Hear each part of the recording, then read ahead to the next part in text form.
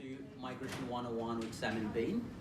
So today we have, as usual, Mr. Bean Fang as our migration agent, and we'll be focusing more on skill migration, which is 189, 190, and 489 visa.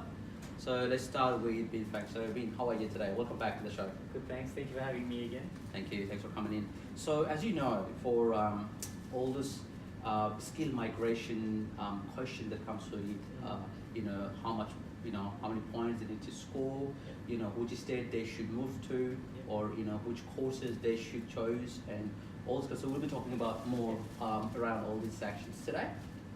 So let's start with the difference. What is the difference between skill migration subclasses, which are 189, 190, 489, versus other visas, or amongst them? Yeah, good question. So I guess with the 189, the most important thing is that it's PR straight away. You're not depending on a state government or anyone to sponsor you for that. Okay. The 190 and the 489 do require the state governments or the regional governments to sponsor you. Okay. And now the difference between the 190 and the 489 is that the 190 gets you permanent residency, I guess right away. Yes. The 489 is a 4-year temporary visa. Okay. And once you've lived and worked in a regional area for about 2 years, Okay. then you can apply for permanent residency after that. Okay, so the basic difference between 190 and 489 is if you receive the approval after 190 application, you are permanent resident straight away. That's right. You don't have to lodge any other application. Yep. Whereas with 489, which is, I believe, regional sponsored skill migration, that is actually approved for 4 years, but after 2 years, you might be eligible, or you are eligible for permanent visa, permanent residency visa applications, right? That's right. Okay, all right, that's good. Now, if you could explain a little bit about the points requirement in general for all kind of skill migration. Yeah. So the point system, I guess right now the minimum number of points you need is 65, but there's various ways of, I guess, scoring. So some of those things are your age, your English language scores, what qualifications you studied, and then you can even score points for having studied in a regional area of Australia. Okay. And then if you happen to have a spouse who has an occupation that's on the relevant list, and then they can get a successful skills assessment, then they can also add points to you. Okay. So to give an example, so let's say one of our candidates, they are coming from overseas, right? And they have Bachelor of IT from overseas university, right? And they have, let's say, 5 to 6 years of experience in overseas in the relevant field as well, as a system analyst, for example, with IELTS score 7 individual. Given this kind of scenario, do you think a person might be eligible for either of those subclass visas, 189, 190, 489? Yeah, I think they definitely do have a good chance of applying for one of those. So 65 points is the minimum, but for example, we'll use the IT example. Right now, there's so many people doing IT that you probably need to score more than 65, probably around the 75 mark to get an invitation to apply. I see. But back to your original question, yes, there is an opportunity for them. I see. Okay. Now, with 489, so obviously, as you mentioned in previous questions, that the difference between 190 and 489, obviously, direct permanent residency. Also, is there a difference between state sponsorship and regional sponsorship when it comes to 489 and 190? Yeah. So there is a bit of a difference. So state sponsorship is almost like the state government of New South Wales sponsoring you. Regional sponsorship so New South Wales, we'll use that as an example, is split into, I think, 4 or 5 different regions.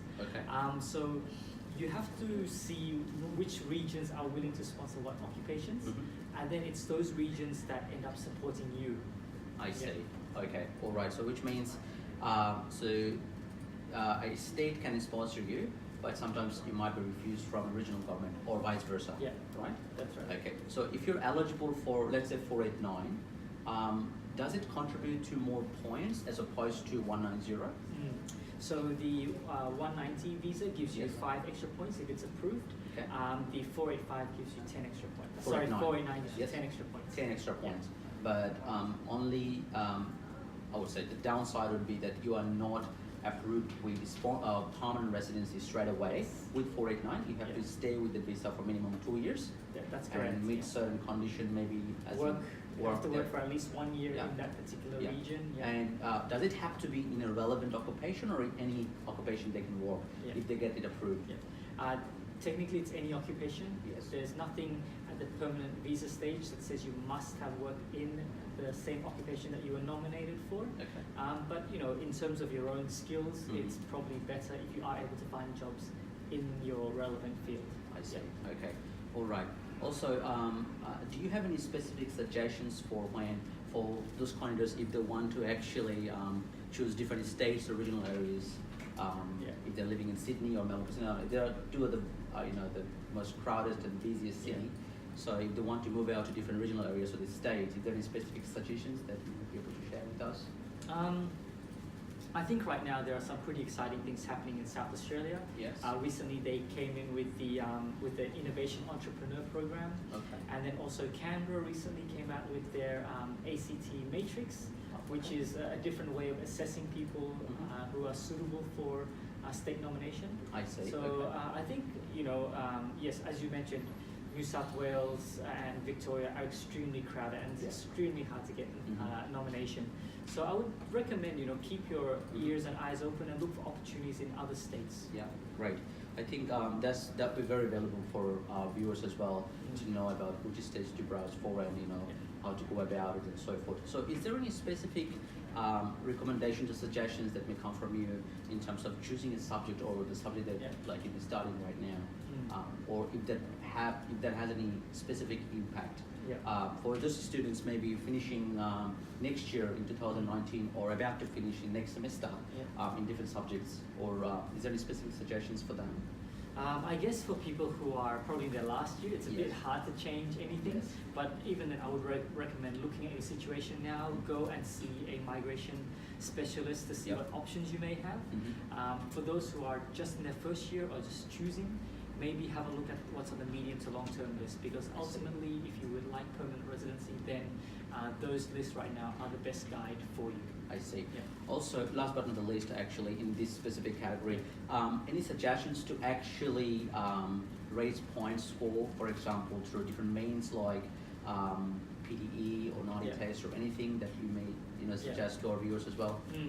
So I would say that start doing your English test early. Okay. The earlier you know where you currently stand, the earlier you know how you can improve, as opposed to leaving it until after you graduated. Which a lot of people does actually. I understand. It's very, as you can see, it's very important, guys. So Exactly.